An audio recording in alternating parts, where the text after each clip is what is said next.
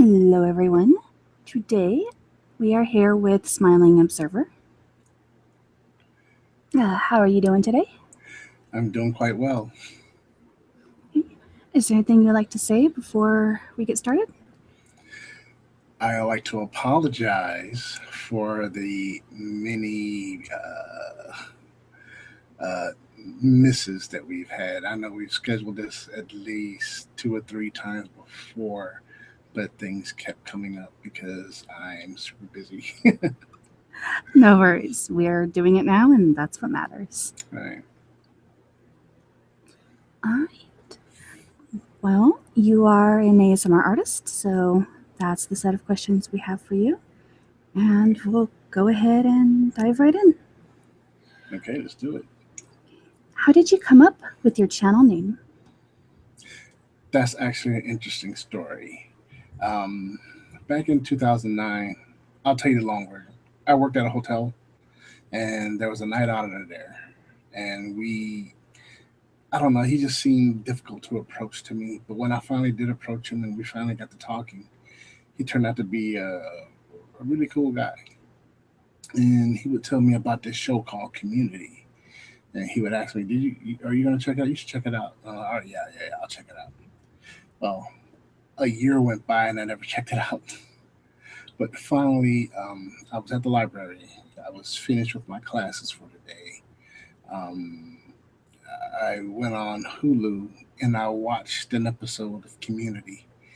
I don't remember what episode. I just remember it was just super hilarious and super funny. And I got so into it that I began to investigate all the actors in the show. And one of those actors was Donald Glover, and he goes by the name of Childish Gambino when he performs his rap music. And I discovered that aside from being an interesting guy, he got the name Childish Gambino on a dare, and he found the name on the Wu Tang Clan name generator. So I was like, huh. I was already in the market for a new name. I already had another channel, which is by my regular name. And then at that time, YouTube had done this thing where they were kind of forcing people to get rid of their anonymity. And once you made the change, you couldn't change it back. And people like Glozell Green was allowed to keep her name Glozell Green because that's her stage name. She's a comedian. She's an actress. She does all these things. Well, I'm nowhere near a comedian actor or anything like that. This is just something that I did for fun. It was just a hobby, and so I still didn't want to rip away my anonymity though, but I did, and I couldn't change it back. So I figured I would start another channel, and I did after I went to the Wu Tang Clan. Difficult for me to say right now, but I went to the Wu Tang Clan name generator, and I began to type in my name, and I didn't like the responses I was getting. And finally, I typed in my first name, and the name that it generated was Smilin Observer. And immediately I was like, that's it. That's the name that I want.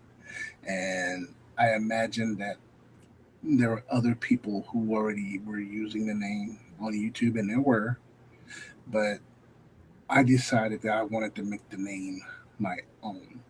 And so I took the name and I started the channel. And shortly after that, I got into ASMR. And when I finally started to produce ASMR videos, I produced them under that name, under that moniker, Smilin Observer. And now, when you Google Smilin Observer, my face pops up.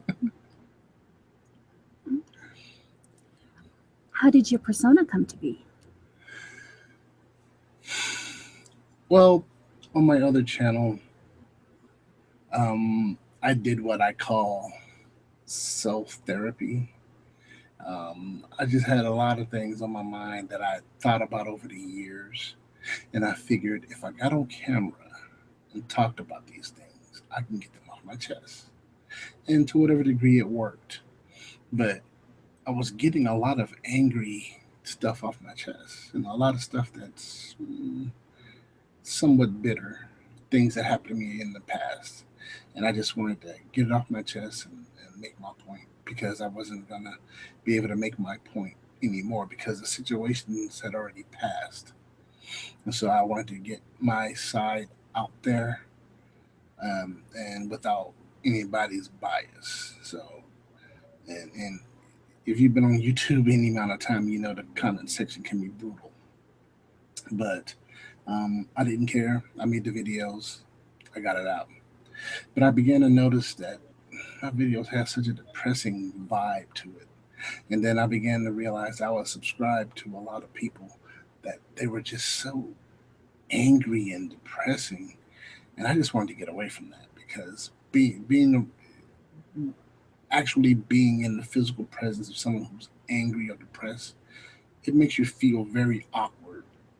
It's very cringeworthy. And no one wants to be around someone who's constantly bitter, who's constantly upset, who's constantly complaining. And I understand people have issues in life, but at the same time, if you're constantly just super angry over the same things and you can't see a way out, it kind of pushes people away. And so I decided when I started my ASMR channel that I didn't want to be that guy. I didn't want to be that super angry person. And so um, I just began to make ASMR videos in my own way, um, you know, with a happier, more upbeat vibe, you know. And I think the reason why I've been somewhat successful in my channel is because um, I'm genuine. I'm sorry, my roommate's talking loud. But people view me, they see a genuine guy, someone who comes across and they believe this is how I really am. And like I said, I'm not an actor, not by any stretch of the imagination. I'm not portraying a happy guy. This is how I really am. I really do go out of my way to be that nice, smiling guy. That goes without saying.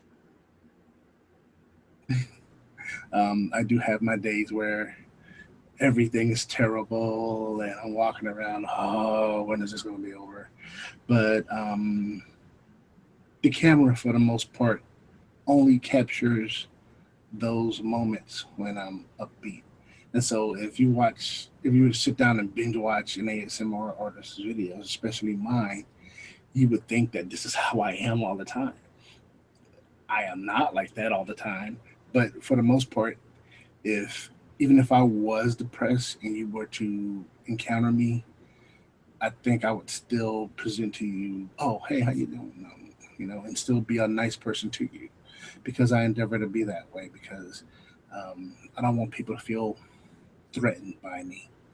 Um, and I want people to be able to talk to me and understand that um, I'm not some caricature of a person. I'm an actual real person. Did that did that answer your question? Yes, it did. Why did you start recording ASMR videos? Well, um, I did enter a bout of depression, and I wasn't getting enough sleep, and it just seems like physically things are going wrong for me, and it was affecting my positive mental attitude. And on top of that, I found myself homeless. This was at the end of 2008, and trying to um, shoot back from that 7 months of getting anywhere from $30 a week to absolutely nothing a week. Um, and when I finally did get back on my feet, back on my feet, um, um, that 7 months of homelessness took a real toll on me financially, and so I was depressed, and things were just weren't going well. And but I was watching a video, and it was a parody video of things girls say, and it was a guy who was dressed up like a woman. He was pretending to be a woman, and he was um, behaving in a very caricatured way of how women behave. Not necessarily that was true, but it was funny. And then people did spin-off videos of that on YouTube. And while I was watching one of those spin-off videos from that particular video, I heard somebody say something to the effect of whisper videos, and that just kind of caught me as strange. What's whisper videos? And so I figured the best way to find out was to search for it on YouTube. And so I searched for it, and I discovered there's a whole community of people who make videos where they're talking softly, or they're explaining how to do something, and just the sound was just so relaxing. And I quickly caught on that I could use this to get to sleep and to relax. And so I would watch the videos. I don't even remember who the first ASMR artists I listened to were, but I would watch their videos, and I would lay there, I would close my eyes, and I would imagine all of that stress that I was going under was steam from a boiling pot escaping my body, and it worked. It worked big time. And after that, I was hooked. And so I continued to watch ASMR videos. Um, and then I began to notice a trend.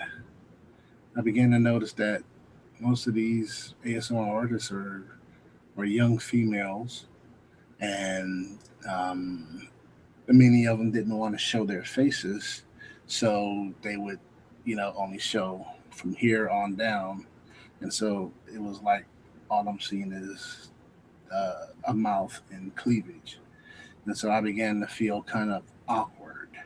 At that point, I would not have told anybody that I listened or watched ASMR videos because I didn't want to be perceived as some kind of a pervert. But it wasn't really for the visual that I was going for.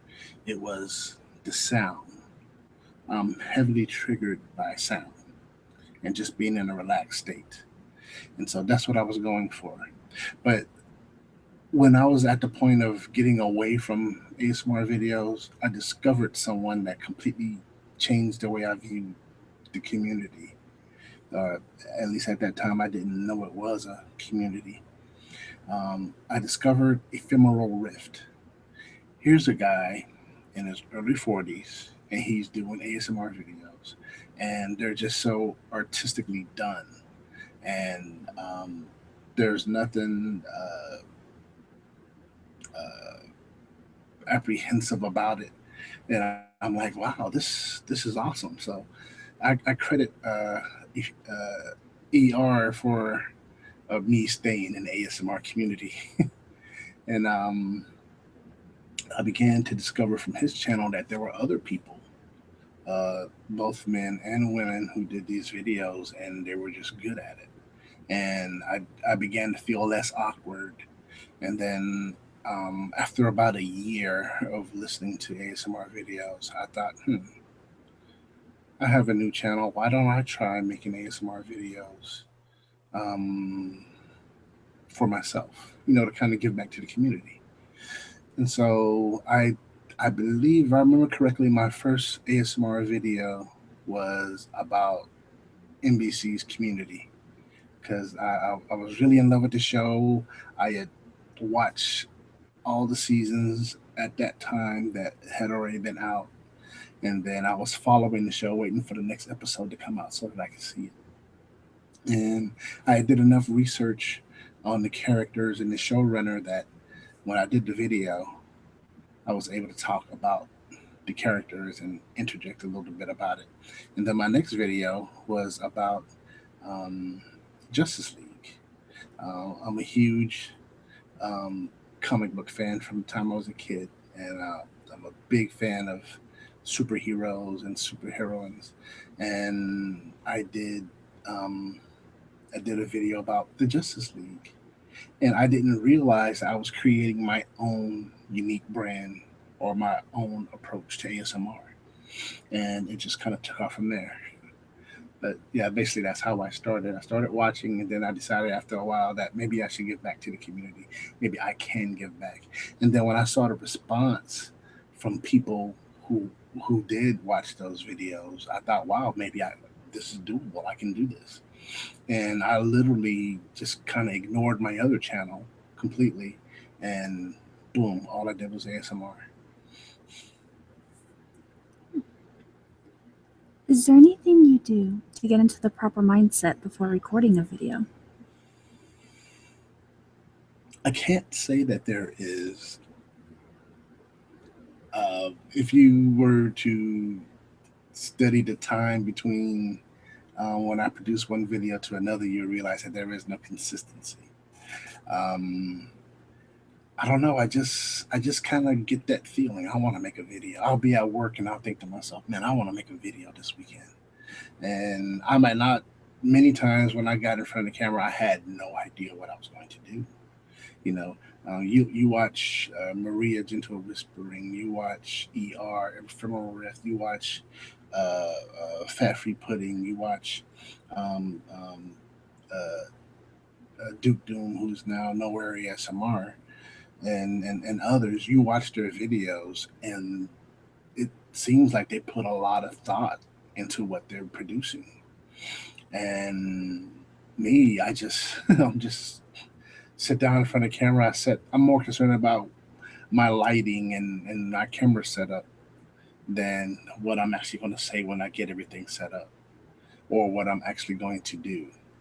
And that's how I stumbled upon reading scary Reddit stories, actually. Because I read a scary Reddit story and it frightened me something awful. And at the time, I had been thinking about, you know, trying to do something that was specific to me, not realizing that what I was already doing was unique in and of itself. And so I thought about doing like shock ASMR and current ASMR Nova Star. Her response to what I suggested on Facebook was just hilarious to this day. She was like, "What? No, you can't do that." But I wanted to make an ASMR video and just be absolutely quiet and soft and kind of build. And then at a point when you think everything is still going to be nice and quiet, I do something that I have a layered sound in there that shocks you and wakes you up and make you think what's going on.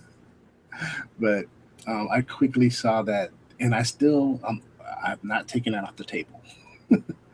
But when I read that story, I decided, why don't I try this?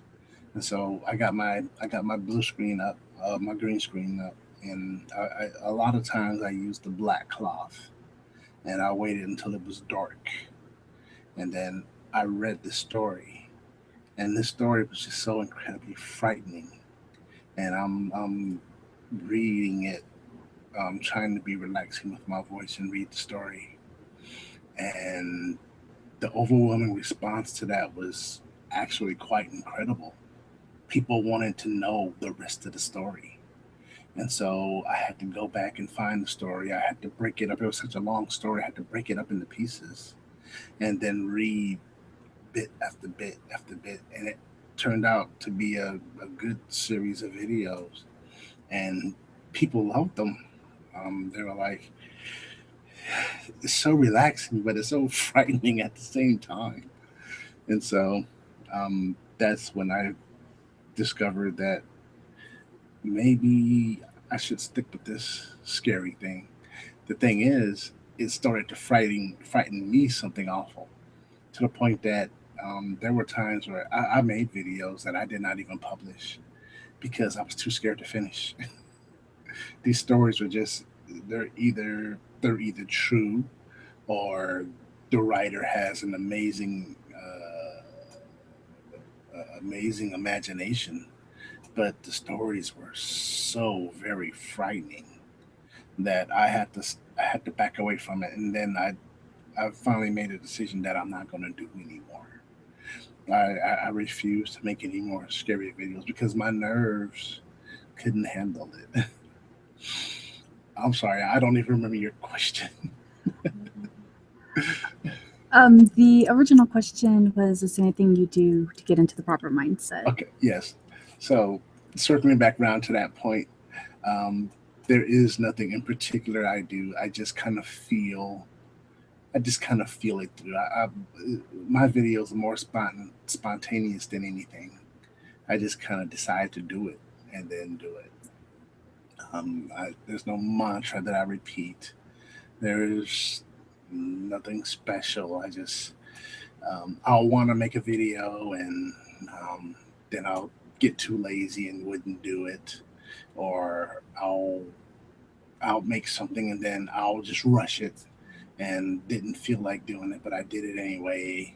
But um, still ended up getting some good responses from people about it. So, but no, there's nothing special or particular that I do to get into the mindset of making the videos.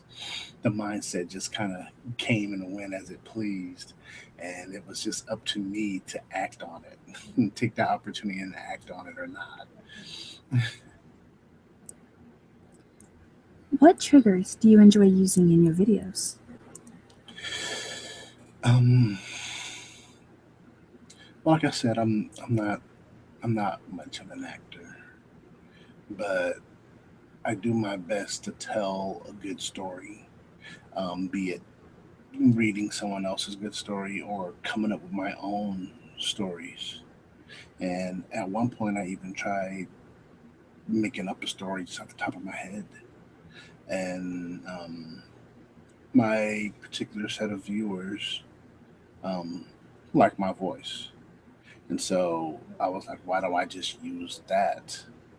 And I did my best to focus my voice to a certain point so that when I'm talking, I'm hoping that people are getting that. I'm trusting that they're getting that those triggers that they want. But at the same time, I try to tell an intricate story, something that'll keep them interested. Um, I thought I was being clever when I made one video. I tied my camera and hung it upside down, and I pretended that I was interrogating this person who was upside down. All a part of my FB ASMR series of videos, and I personally don't like the way it turned out, but my viewers liked it, so I can't take it down because they like it. So, but wow, I did it again. I forgot the question. Uh, what triggers do you enjoy using in your videos? Just soft spoken voice, just my normal droning on, and I like to tap every now and then. I try to be consistent with what I'm doing. I'm not always successful, but um, I guess just the droning on of my voice and in really using my voice, the inflections. Um, I found when I read those scary stories that when I was when I'm reading it, like when I read about the guy that went down to Tombstone to perform a séance, I was more surprised that the guy was made the decisions to do what they were doing, and so I was responding to that, and apparently people like the inflections here and there, and so um, that's really worked out for me. Um, I may not get to do a whole lot of tapping like I want. I may not get to do a lot of the rubbing that I want, but just my inflection, people like that, and so I try to stick with what people like. What are your personal triggers? Hmm. It's funny. I would have to say the same thing. I listened to a video and I can't remember her name. Please forgive me. I'm sorry, but she did a fairy video, and it was very well done. And she used I want to say a Brooklyn accent, and it was just so heavy and so perfect that it really worked for me. Um, there was another ASMR artist. She took her iPhone and she shot the whole video on her iPhone, and all she did was tap the iPhone just rapidly and quickly. And so that tapping, it triggered me something awful.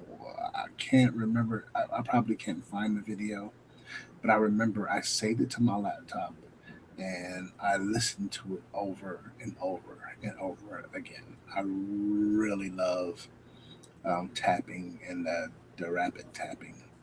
Um, oh, I'm probably gonna be bad for saying this, but um, there's some ASMR artists.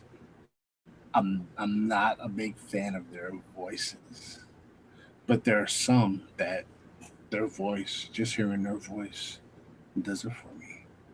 Um, um, I know that if I listen to this ASMR artist, whether they're tapping or whether they're whispering, I'm going to get triggers.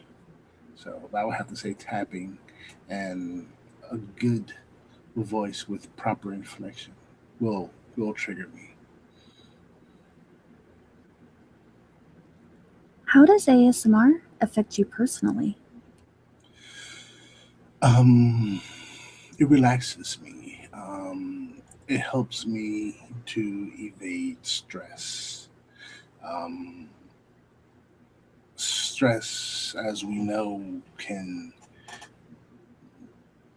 play out in our bodies in a physical sense, and it can cause um, even physical damage that can be seen. And like for instance, when I was in the Marine Corps, I had a sergeant. And he had these circles in his beard line, just like these perfect circles. And he was a he was a white man, so when he shaved, he would get the 5 o'clock shower. His facial hair would go back really quick. He had these definite circles. And I'm like, hey, Sergeant, what's going on with the, he was like, oh, it's just stress. And that kind of blew my mind. I didn't know stress could do that at the time. And here I am at different points in time since then, since discovering ASMR, being stressed out because of either a lack of finances or maybe I have an employer at work that's being a little bit heavy-handed unnecessarily or something, and I'm letting all of these things come in and crush me and suffocate me, and I was afraid of the physical toll that it was going to take. But ASMR has really helped me to focus and really push back that stress. Um, I don't know that I will ever stop listening to ASMR just for that because it's just so relaxing. And it's not enough to experience for me. It's not enough to experience it um, once here or there. I mean, like once I was at the doctor, visiting my doctor, and just sitting there in the waiting room, boom, it happened. I experienced it. But because of the advent of YouTube and computers and whatnot, I have a medium where I can have a concentrated dose of ASMR, and it can help me to beat back that stress and to just relax. In fact, I used to use ASMR just to get to sleep. Now I don't need ASMR to get to sleep, but I use it anyway.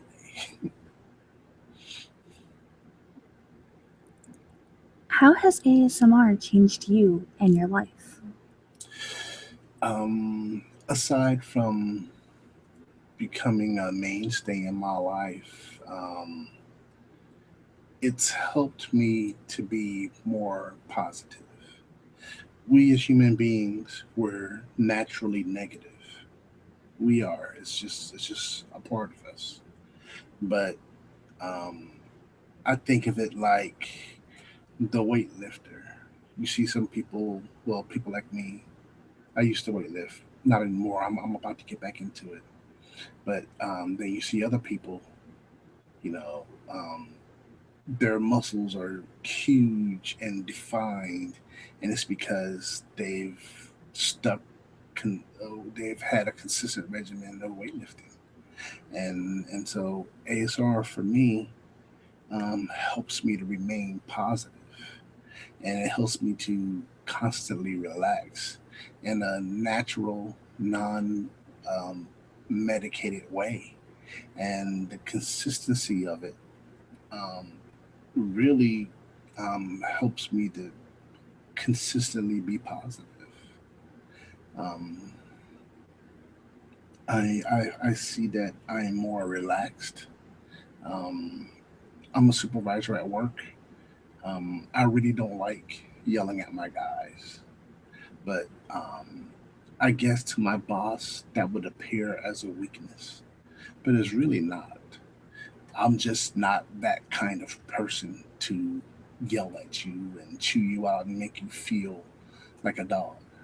But if you did something wrong, I will call you out on it, and I will ask you if you know the consequences, and I will let you know this is what I have to do because you did this, and still carry out the punishment and still be just as effective as somebody who would jump down your throat.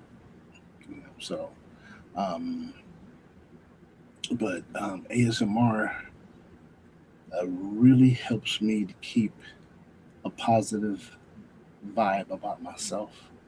Helps me to have a positive outlook on life. Um, I don't talk to people about it so much anymore, but every now and then it'll come out, and I'll mention it. But yeah, ASMR just is really kind of helped me to have um, a positive mental attitude, and is actually because it's something that I've been doing for the past couple of years. It's helped me to be stronger to lean towards that relaxed side when I'm starting to get negative. It really has. I appreciate ASMR for that. That's a part of what made me want to give back to the community because I've been taking and taking and taking and enjoying all this wonderful content these people have been putting out there, and so I go out of my way to like their videos. I go out of my way to comment and encourage them. Hey, I really like this. This is wonderful, and not really looking for a response. Sometimes I'll get a response. A lot of times I won't. But one one or two ASMR artists um, have not only just read my comment, but they clicked on my name and they went to my channel and they saw that I did ASMR videos too, and they were like, "Oh, you're that guy." It's interesting to be recognized for the craft. Um, I don't foresee this being a career or anything like that, but it's just a hobby. It's just a hobby. Um, Most people collect stamps. Some people collect bugs. Um, I game and I listen and or make ASMR videos. And no, I didn't get lost that time. I remember the question. No but, worries. but ASMR has helped me to maintain a positive attitude and to be able to affect other people with that same positive attitude. So much so that in a lot of my videos, it bleeds through a lot, and a lot of my viewers have recognized that. And like, wow, he seems like such a real nice person. I've had people say, "What are you doing on YouTube?" I guess they're used to all the negative, the negative people, but it is what it is. Why did you decide to stop making ASMR videos? I decided to stop because I kind of feel that um, I should lay it down for a while. I joined the ASMR Outlaws. I was there from their inception in Laura Mink's 123's hangout that Saturday. And I wanted to be a part, and I was glad to be a part. And it's really a close knit community, and we've been going on and on for a little while now. But a point came where I began to. I don't want to say anything. I don't want to come off as negative when I say this. I don't want to come off as bad, but it's just you think about it as moving on, and I kind of think I should move on from it. Um, and so this wasn't just a sudden decision. This is something I've been thinking about for maybe about a year now. Thinking about, um, I actually thought about just leaving social media altogether and going, getting off the grid. Um, but I can't just get off of Facebook because otherwise I would be forced to have to call my family, and it's just so convenient to just shoot them a message and leave it at that. I can read their pages and see what's going on in their lives. They can read my page and see what's going on in my life, and there's no guesswork involved. Like it was back in the '80s. You know, we're in that day and age where your family across the other side of the country or across the pond is right there. So I can't just shut myself out of social media, period. And I'm heavily involved with my church, and they've integrated social media too.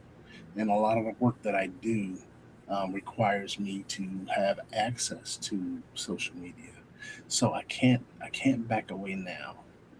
And as far as YouTube, I I didn't want to shut the channel down. There have been ASMR artists that have shut their channels down and can't find their videos because they either shut them down or deleted them for whatever reason. And that's their own personal business. I'm not judging them for that. But I didn't want to do that. I didn't want people to just, hey, what happened to Smilin Observer? And then all of a sudden I pop up, and people took that personally. There was a guy I didn't before I knew what ASMR was. I listened to one of his videos. I watched and listened to one of his videos over and over and over again, and I was really experiencing ASMR from him. His name is J. Kim is Yellow, and he's not an ASMR artist, but he made just absolutely entertaining video after video after video. And then all of a sudden, he stopped making videos. Well, just recently, within this year, he made another video, and he came back and he made the video, and it was like he never left. That's how he did the video. And I read some of the comments, and I do think that people were being unusually unfair. I mean, it's his channel; he can do what he wants. Even you think of a actor like let's say Bruce Willis, just all of a sudden stops acting for 2 years. Maybe he wants to just take an extended sabbatical to take care of himself and just to relax and then travel and enjoy his life. And then all of a sudden he comes back like nothing happens. People would be offended. You know, where were you? How dare you up and leave on us? We were looking for Die Hard 6 and you nowhere to be found. We was about to replace you. The people take it so personally. They really do. And their response to J Kim is Yellow was just so personal. How dare you leave us and then come back and pretend like nothing happened? Where were you all that time? And I don't want that to happen to me. And on one hand, my response is I don't owe you anything. I'm not getting paid for this. But on the other hand, I'm like, wow, I do owe you something. It's only fair that you know that I'm in good health and um, I didn't, you know, went into some deep depression and didn't take my own life. Um, I do feel like I began to lean toward, what, I owe them. So, and then when I had the episode in one of in my last video, I was explaining about my health issues that I'm dealing with. Um, um, I wanted people to know what's going on, just in case they don't see me again, just in case don't ever get to make another video and they never see me again. I want them to at least know, hey, I said goodbye. And the way that I made the video, I put it that I put it in such a way that, hey, I might come back. You never know. And I have been thinking about making videos. And that video, in a matter of 3 days, that video reached 12,000 views, which was unprecedented for me. I'm used to maybe 1,000 views within 2 weeks. This video made 12,000 views in like 2 to 3 days. And I was like, oh my goodness, I can't believe this. My goodbye video gets this acclaimed response. But I did find that funny, but not I'm not upset about it. It's just kind of funny to me. But I made the video because I wanted people to know what was going on, and I don't want them to think that I'm abandoning you. I'm not. I very well may make another video, and in fact, a lot of people's responses was like of such caliber that I'm like, oh my goodness, why did I make that video and decide to leave? They're making me want to. They're making me want to stay and produce more for them. But as it stands, it's necessary that I leave off ASMR for the time being. And when I say leave off ASMR, I mean making videos. Um, I did not leave the ASMR Outlaws. I was thinking about it, but I decided I'm not going to do that. If they have a hangout and if work doesn't interfere, I will join and be a part of the ASMR hangouts, the ASMR Outlaws hangouts. Um, in fact, I'm supposed to be meeting up. I may meet up with Fat Free Pudding on his world tour. I'm supposed to be meeting up with ASMR Duck in September, um, and we're gonna have dinner. I'm gonna have dinner with her and her husband. So I'm not fully withdrawing from the ASMR community. I'm just I'm just putting a I'm just putting off making videos, and I'm just putting it on the shelf, and then I may come back to it later on.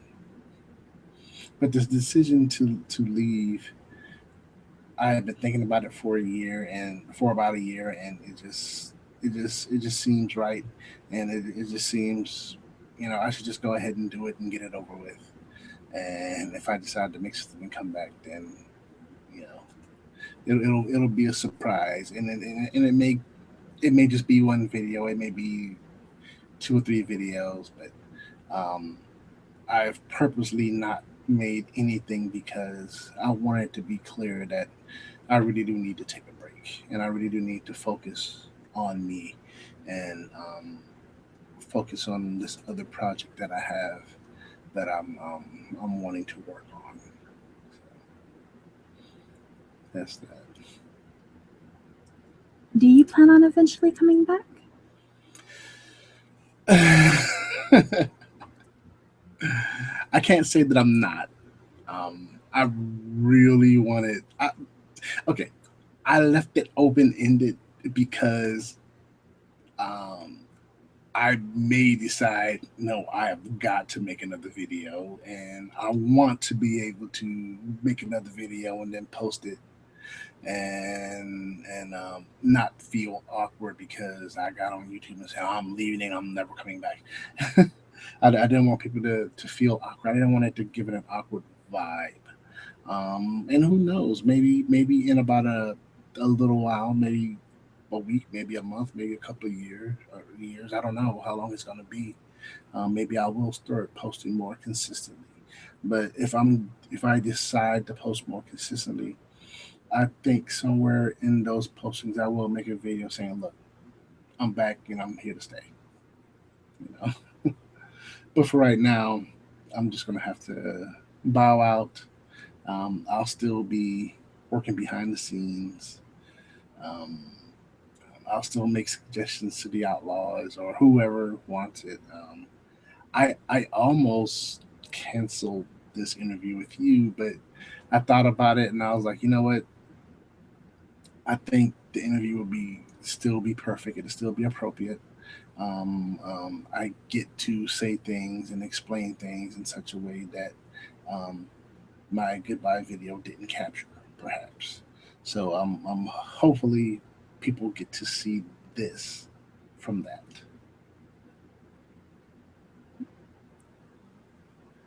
Well, we are on the last question for you. Oh, last question. So we got to make this one good. What is a fun fact about yourself? Fun fact about myself. I don't know. I guess it's easier for somebody to examine my life and be like, "Here's a fun fact about Smilin Observer. He knows kung fu."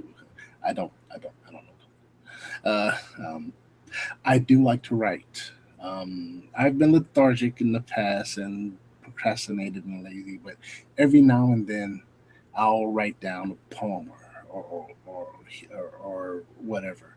But I do like to write poetry, and every now and then I'll just get a wild hair and I'll write something down and just try to make it rhyme and have some sort of reason and have a starting point and an ending point. And some of them are short, some of them are long, but yeah, I enjoy writing poetry, even if it's just a couple of lines, not necessarily trying to fit my, not necessarily trying to make a haiku, whatever, but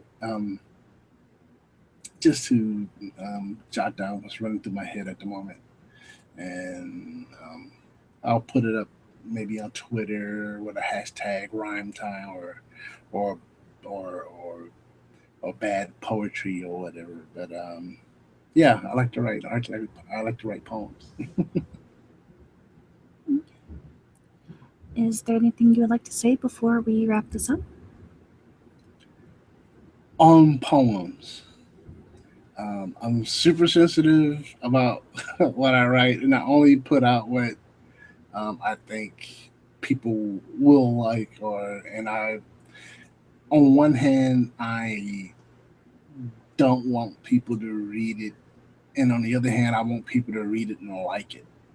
But I understand for myself, um, I could write 20 poems, and every seven or every six will be absolute gold, but the rest will be garbage. just, just things that I think about, and you might read it and be like, "What in the world is he talking about here?" but other poems I really like. I really like when I produce something that makes me like, "Wow, did I write this?" And then I'll go back to stuff that I wrote years ago and be like, "Man, who is this? Wait, I wrote this." And so I like it when that happens. And so if you decide to read any of my poems, please understand they're not all gold. Some of them is pyrite. But yeah, I do like to write, and please consider that if you should decide to read anything I write. All right. Thanks a lot for having me, Cabot. I didn't mean to cut you off, but I really appreciate the opportunity to do this interview and to say some things. I was going to tell you thank you very much for agreeing to do it because I know you're going through a lot, and I really do appreciate you taking the time to do the interview with me. Yes, man, no problem whatsoever. And to anyone who hasn't already, check the description down below for a few different links and go ahead and go check out his channel and so show lots of love and support and like and comment and subscribe and see if Smiling and Observer decides to return and be there for his welcome back if he does. Awesome. So again, thank you so much for doing this interview with me. Yes, ma'am. It's been fun. All right. And that's it for now. So bye everyone. Bye.